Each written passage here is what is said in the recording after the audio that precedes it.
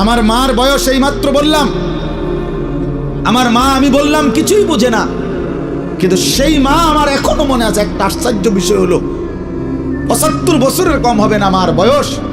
মা আমার এখনো আমারে বলে, আমারে দেখলে বলে বা আমগরে বলে, আমার ৪৪ বছর বয়স, আমার 4টা সন্তান আছে, আমি আজকে 21 বছরের চাইতে বেশি ওয়াজ মাহফিলে যাই আলহামদুলিল্লাহ আল্লাহর দয়া।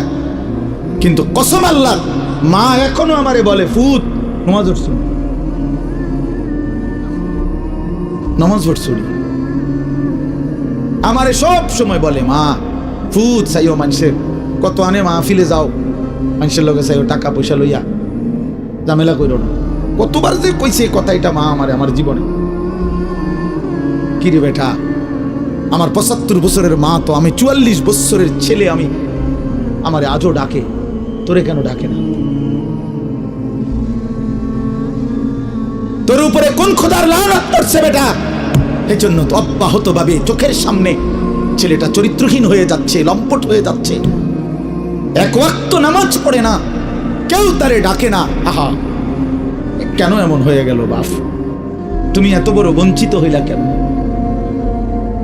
বলো ভাইয়া, তুমি মনে করছো তুমি সুখের সাগরে হাবুডুবু খাচ্ছ? না ভাইয়া, তুমি তো ধ্বংসের সাগরে হাবুডুবু। তুমি তো ভাবছো তুমি বড় মজায় আছো, তোমার মাথার উপরে কারো ছায়া নাই। আসলে তো তোমার উপরে খোদার লানত। এই জন্য কেউ তোমার ফিরাইবার চাচ্ছে না। এই জন্য বিবেক থাকলে আমার এই কথা ভাইব, বিবেক থাকলে।